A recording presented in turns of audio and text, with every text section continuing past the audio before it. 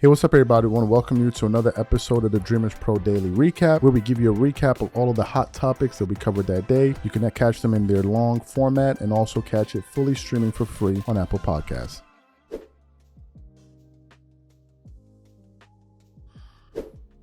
Skip Bayless is making headlines today, and for all the wrong reasons.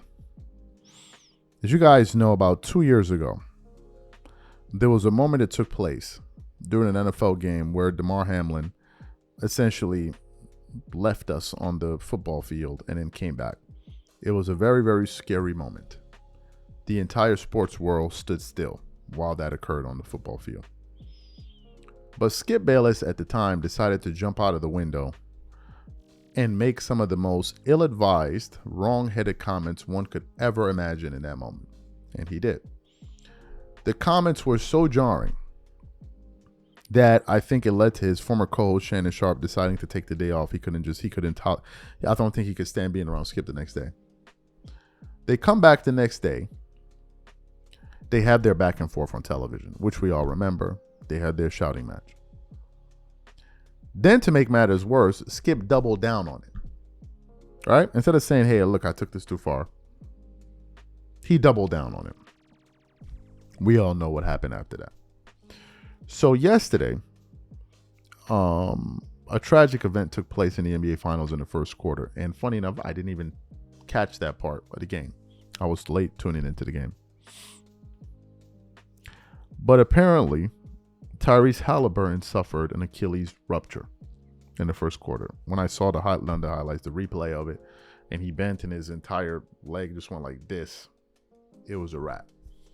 And it brought back some pretty unfortunate memories for me, because I remember when that happened to Kobe, like 2 or 3 games left in the season that year in 2013. And the minute Halliburton went down, he knew. That's why he was saying, no, he knew. And he was in total agony and despair. It was such a sad moment that other NBA players started sending in their prayers for him. People tweeting about it, people losing, everybody commented on it. And I really believe it took a lot of air out of the NBA Finals Game 7. So while everyone is mourning, Skip Bayless then decides once again to do the unthinkable and say one of the most egregious things one could even imagine in a moment of desperation like that. And when I read his comments, I said, I just can't believe that Skip did this again. So I actually saw this via an article on Awful Announcing. It says, Skip Bayless unsurprisingly had the worst post ever about Tyrese Halliburton. Let me read you the post that he put on Twitter. It has 4.7 million views. It says, the Pacers brilliantly took the big game pressure off Halliburton. Look at the date, June 23rd, so it's yesterday. Who routinely no-shows by planting the injury excuse that the media swallowed whole. He said that at 1:19 a.m. Now, I don't know what time that was, where it was, but I don't know where he said that. And people started shredding him in the comments. Is this the worst basketball tweet of all time? And it just kept on getting on worse and worse and worse. Now, some people are saying that he tweeted this about 3 or 4 minutes before the injury. But the fact of the matter is this. Skip was questioning the integrity of this guy in terms of whether or not he was injured. And then when you put tweets like that out there, and the guy suffers in a ruptured Achilles tear in an NBA Finals game, what do you think should be the next course of action? What would you think? Okay, let's say you put this tweet out, 4 or 5 minutes later, that occurs, and you now realize that, oops, I stepped in it. What would you do? What would be the next thing to do? There are 2 things you could do. 1, delete the tweet. Or 2, put out a tweet saying, man, I'm sorry about this. What does Skip do? Not only does he not delete the tweet, he goes on to start talking about some other stuff, about some other nonsense that nobody cares about. And this is the problem. This is the problem. During that moment when him and Shannon had that moment, and Skip knew he should have pulled it back on TV. But instead, he decided to double down. Now, he went on and put out a few other tweets like, okay, now Halliburton looks hurt. Hope is not too bad. Unfortunately, that Halliburton injury looked more than a calf. You think? You think? And I just feel like Skip has a history of doing this, man. I just think Skip has a history of doing this. My thing is just take down the tweets, man. Just take down the tweets, but Skip won't do it. And this isn't the first time. If this was the first time, people could be like, man, Charles, you're blowing this out of proportion, man. You're taking this a little bit too far. Is this the first time? Let me read what the article said. It says, Skip Bayless has had a fair share of horrible takes throughout the years as a sports media provocateur. But his post about Tyrese Halliburton during Game 7 of the 2025 NBA Finals was one for the cold take history books. During the first quarter, Halliburton got off to a great start, scoring a quick 9 points as the Thunder and Pacers were tied 16-16. Given he had been dealing with a serious calf strain that has limited him at times during the series, we were potentially looking at one of an all-time great NBA Finals performances. But then the worst case scenario happened, and Tyrese Halliburton went down with a non-contact injury, which was eerily reminiscent of some of the major Achilles tears that we have seen from NBA superstars, most recently Jason Tatum early this postseason. But back to Bayless. With Halliburton lighting it up from downtown, Bayless fired off a ridiculous take on X that the Pacers fabricated the injury news to take the pressure off of their star point guard, and the media was gullible enough to fall for it. First, that's an insane conspiracy to suggest that the team would fake injury news for one of its most important players during the NBA Finals. Second, it's offensive to any athlete who has ever played through injury and risked further harm to their bodies. But it was also the timing of the social media post. Just a mere 5 minutes later, Halliburton went down on what looked like a devastating injury that could knock him out for a long time. Sheepishly, Bayless took to X to say that now Halliburton looks hurt before offering some contrition later in the evening. He then writes, even as a Thunder fan, the last thing I wanted to see was Halliburton get hurt. The last. As many former athletes posted on social media after the Halliburton injury, one of the possible risks of playing through a calf strain is the threat that it poses more of a serious injury to the Achilles. And although it hasn't been confirmed, it appears to be exactly what happened to Halliburton. It's far from the first time that Skip Bayless has fired off questionable social media posts by calling this merely a cold take doesn't do justice to just how insensitive it was. And then the article continues on. That's Skip Bayless for y'all in a nutshell, folks. As you guys know, the Oklahoma City Thunder won the NBA Finals last night. Congratulations to them. SGA had one of the greatest playoff runs by a single player. He joined people like Shaq, I think Hakeem Olajuwon, Michael Jordan, Tim Duncan, where he won the regular season MVP, the MVP, and the Finals MVP. And in this case, I think he also won the scoring title, if I remember properly. So he had an incredible season, and some people are arguing right now, should he be the face of the NBA? We'll get into that conversation as time goes on. But at the end of the game, one of the players that helped them capture their championship ring was former LeBron James teammate, Alex Caruso. Now, if you remember Alex Caruso, he used to play for the Los Angeles Lakers. He was part of that bubble team. He was a great 3-and-D player, brought a lot of energy on the floor. Just a really, really important piece when you're looking to win a championship. So I was stunned to hear his comments during post-game comments when he was speaking to the media, where he essentially took a shot, maybe inadvertently, at his own first ring and former teammates, LeBron and these guys, after they won their bubble ring.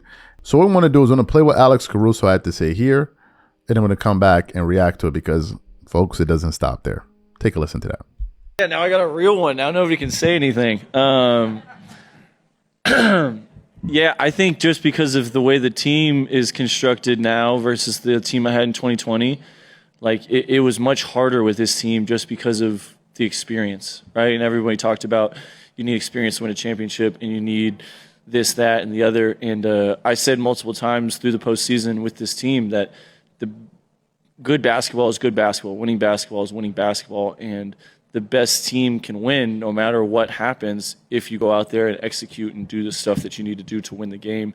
And I think through the playoffs, this team grew up and learned on the fly. So you heard what Alex Caruso had to say there. So as I was getting ready to produce the show, Mitch then sends it over to me because we had a different title. He goes, "Oh, by the way, Alex walked back his comments." I'm like, "What do you mean he walked back his comments? He just said it yesterday." And I'm like, send me the information where he walked it back. Folks, would you believe that he walked back his comments? I want to show you a post here from the Score, and it says, "I had 3 beers already. It's sarcasm. Alex Caruso the morning after joking about the Lakers 2020 championship run." It says, "Laker fans had Alex Caruso walking this back quick." So you heard him take it back. What are my thoughts? First of all, I was shocked he said it. Because when he said it, I'm like, there's no way you're going to tell me that he is unaware of what people are going to say. I'll read you some of the comments. One guy said on the original post on Instagram, it said, "Stop it. Sounds more like he's bitter because the greatest NBA organization let him go. Good riddance." Tell us how you feel, son. Another guy said, "Now everyone want to say the Lakers chip was real. As a Lakers fan, F y'all, we don't want y'all on the bandwagon now." Another one said, "Dang, a real Laker fan since the late 80s. I ain't mad at his comment." Another person said, "Of course it was harder for him. He actually played." And then the comments just went on and on and on, man. People were getting at him in those comments. Look, guys, when he said it, I knew that was going to be the reaction. People have had thoughts about that bubble ring. A lot of people feel like it's illegitimate given the circumstances. One, you couldn't play with any crowds. You didn't have any travel. So when you're not playing with crowds, you're not playing on the road, you don't have that feeling of anxiety and all of that. People felt like the environment was too controlled. You didn't have any distractions, whereas when you're playing in a regular series, you're dealing with real life distractions. In this situation here, you were just off on your own where you could focus on basketball. Then we also look at the championship team, the team rather that the Lakers played in the finals, that was absolutely gutted. I mean, you had Jimmy Butler, Goran Dragic, and some other guys, right? It was just a gutted team. People were playing injured. So people felt like they played a very, very, very weak team in the NBA Finals.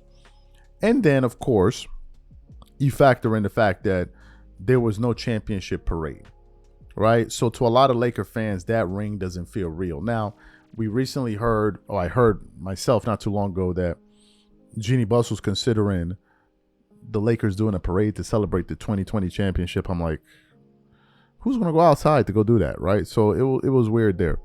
But to see Alex Caruso, who was a part of that championship run, to have him go out there and say that, it means to me that he has heard those comments that people don't believe is real. Now, what's crazy is that for him to now say that is almost validating the fact that that ring wasn't real, because he's now saying, I finally have a real one. And of course, we have the element of LeBron has a lot of fans. So by him saying that, they're saying that one of LeBron's championship rings is illegitimate. It's not a real championship. And they're not going to stand for that. All right. They're just simply not going to stand for that. To me, I thought it was hilarious. And I'm shocked that he didn't see this coming. Because when he said it, I'm like, bro, you got to know that they coming for you. You got to be aware that they coming for you when you said that. These LeBron fans not going to let you get away with that, bro. And that's why we put on the title, they put the call in. Somebody hit him up like, yo, what are you saying right now? Now, does he believe it? I think he does. I think he does. I think he knows that a lot of NBA fans don't regard that ring. They call it the bubble ring, is bubblicious and all of that. And LeBron recently came out and said, look, that form of basketball was purest form. And a good amount of people disagree with him. Like, how can it be his purest form when you don't even have fans? You don't have the things that every other person goes through. You didn't deal with all the distractions. You don't know you didn't like playing in hostile environments and all. You didn't have any of that. Everybody was just there in one place. How was that? And then you look at the part, they were playing at a resort. Like, obviously it's not staying at the Mandarin or the Ritz or one of these hotels, but nevertheless, you were staying at a resort. It can't be that bad, right? So people push back on it. To me, I thought it was hilarious. I'm just shocked that he even said it. So what I want to know, man. So when I read these comments, man, I bursted out laughing because I couldn't believe that he said it. So as you guys know, the situation with Scottie Pippen and Michael Jordan is a mess, right? Their relationships is on the rocks, and I blame a lot of that on Scottie Pippen because Scottie Pippen jumped out of the window in 2020, and he's still parachuting down, man. He was just taking all kind of shots at Jordan, and it was just crazy, right? Crazy stuff. So when I read these comments and I saw his post, I was absolutely stunned, right? It says Scottie Pippen disses haters after throwing shade on Game 7. So I'm like, what is he talking about here? Right? What is he talking about here? And it says, as Game 7 of the 2000 NBA Finals between the Oklahoma City Thunder and Indiana Pacers drew near, most legends were hyping up what was promised to be a historic clash. But Scottie Pippen, he took a different route, one that sparked both outrage and laughter across NBA Twitter. Just hours before tip-off, Scottie Pippen was about to say this. NBA Finals Game 7. Never heard of it. Yo.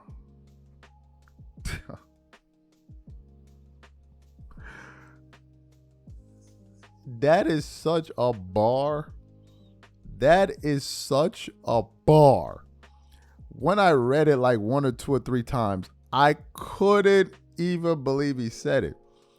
But then he even doubled down because people started responding to him. So people started getting at him. And then he wrote this. Sorry, can't hear some of you.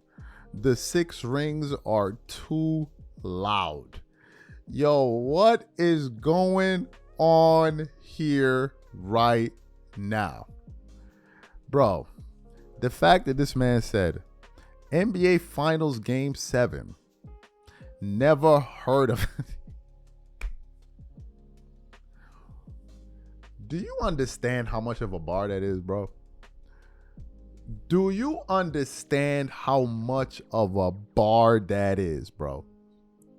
That is a serious bar he just dropped. Because on the one hand, we're thinking about this moment. We were thinking about that moment in hindsight for Game 7. Even me, I'm like, damn, a Game 7. Excited about it. And I'm sure people were hyped about it. And then here come this dude. Like, I can't even relate to you dudes, man. I can't even relate to what y'all relating to. I've never been in a situation like, yo, son, that is a bar. That is a bar. That's a bar. That's a bar, bro. That's one of the coldest comments I done heard about anything pertaining to sports, bro. He's saying that, yo, like, y'all about to turn this into this great moment, son. We never even let it get this far. What are we talking about right now? That's essentially what he is saying. And it's a super big up to Jordan. We got to think about that because I think we forget about the fact son never sniffed a Game 7. Never. He never sniffed a Game 7.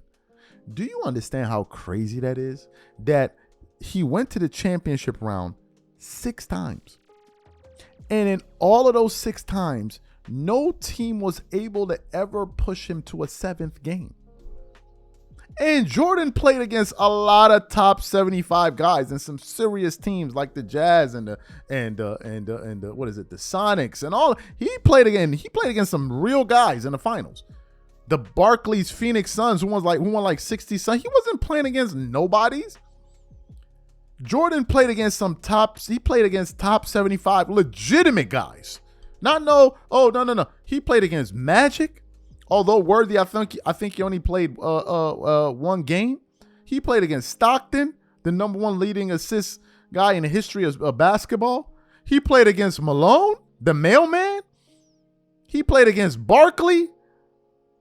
He was playing against cats and then mentioning all of the Hall of Famers he was facing to get to the finals. He wasn't playing those slouches in the final. So for him to never even touch a Game 7, son, that is a bar. That's a bar, bro. And then you now start juxtaposing Jordan's career to some of the other greats. Bro, son, that's a bar, man. The dude averages 33 points in the playoffs. 33. Hear what I just said. For his career, he averages 30. But in the playoffs, he averages 33.6 or something. Are you even joking with me right now? 33 in the playoffs, where it's harder to score? You was watching that game yesterday in the final. Look at SGA. He was shooting 50% in the regular season. They put on some real defense. Someone was having a hard time out there. He was having a hard. Usually people shoot lower percentages in the playoffs. He's scoring 33 a game in the playoffs, bro. And then you match all of that greatness with his scoring and all of that, and then he never even sniffed a Game 7. Then he won all of his chances. It's not like as if he's never been to Game 7 and he's like 4-6 in the finals, or 4-2 in the finals, or 5-1 in the finals. No, he never went to a 7, and he never lost. And what's crazy is that, I want y'all to think about this for a second.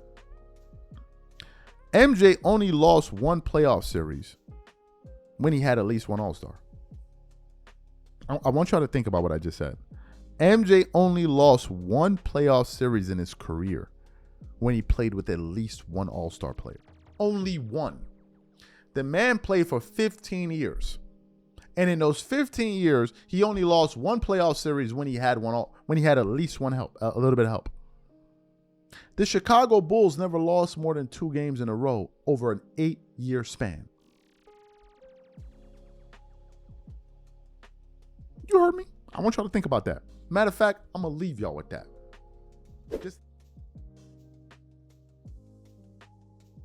We produced a show that was centered on a moment that took place on ESPN First Take, where they had Gilbert Arenas, Tracy McGrady, and Jay Williams and these guys. And Jay Williams was essentially kind of drawing, like, he was kind of trying to paint a picture about something, and he used one of Max Kellerman's sayings, and then Stephen A. Smith had this kind of like disgusted look on his face, so we did a show about that, right? And I'm always kind of been on the lookout for what's happening with Max. Always curious, is Max coming back? Is Max coming? Because I like Max Kellerman. Some people didn't like him. They thought he was a hot take artist or whatever, but I thought Max was pretty cool. And Max made a lot of fans, especially after he had that situation with Stephen A. Smith, Terrell Owens on ESPN First Take, right? But over the last year or two, man, we haven't heard anything from Max ever since his departure from ESPN First Take, and ultimately his departure from ESPN after that series of cord cutting that they did. So I was shocked to hear today that Max Kellerman is officially making his return to sports media. We had heard about it. We had produced shows about it. We even did a show about the last episode of Around the Horn. They were talking about Max Kellerman's absence from there. So to hear that now he's officially back in a real capacity, it shocked a lot of us. So we actually got an image here that we want to show you guys that was posted on Instagram from the account Source Boxing, and I want to put it up right here. It says he's back. It says, Source Boxing, Max Kellerman will officially return to boxing on September 13th as part of the broadcast team for Canelo versus Crawford. And I'm like, well. Looks like Max Kellerman is back. Okay, so let's get into this read here that I got here from BarrettMedia.com. It then continues on. Max Kellerman makes broadcasting return for Canelo Crawford fight on Netflix. Max Kellerman is returning to sports of boxing for one of the biggest fights in recent memory. On Sunday afternoon, UFC President Dana White introduced Kellerman as part of the broadcast team for the upcoming Canelo Alvarez fight against Terence Crawford on September 13th in Las Vegas. It has been roughly 2 years since Max Kellerman was let go by ESPN, and he was appreciative of the opportunity to call this fight on Netflix in September. This is a perfect storm. I cannot be more excited to be a part of it, said Max Kellerman during a press conference on Saturday. The 51-year-old Kellerman was one of ESPN's signature boxing voices for more than a decade, serving as an analyst for Friday Night Fights. Later, he would go on to co-host First Take and was also lead on host Around the Horn. Moreover, Kellerman was among several prominent on-air personalities laid off by ESPN during a round of company-wide budget cuts back in June of 2023. Nick Khan is one of the best in the business. Dana White is the greatest combat sports promoter of my lifetime. It's his first ever boxing promotion, so that's behind what you're going to see. Now the broadcast of Alvarez and Crawford will make Kellerman's first major return to sports broadcast spotlight since his ESPN departure. He is the best boxing analyst in the sport, said White when introducing Kellerman to those in attendance. And for the fight itself, the matchup between Alvarez, a four-division world champion, and Crawford, an undefeated three-division champion, is one of the most anticipated in recent boxing history.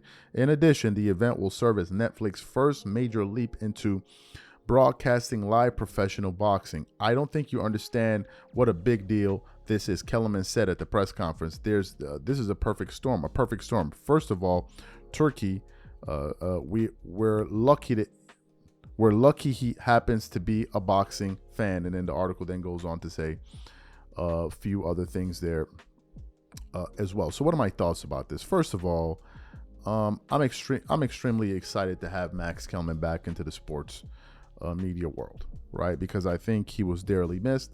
Number two, Max was pretty good at what he did.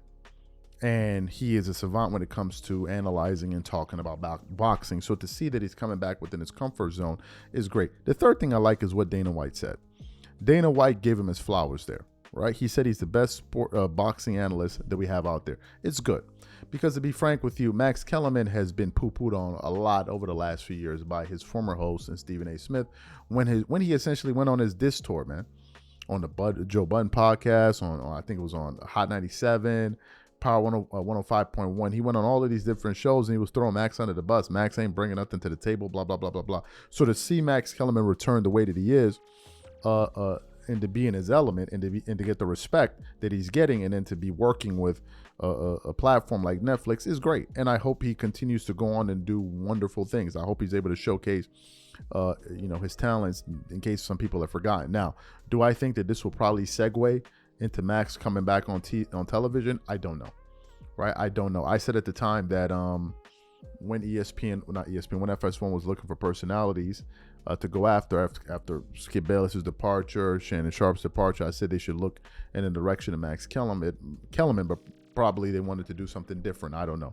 But in terms of his return, I am happy for him.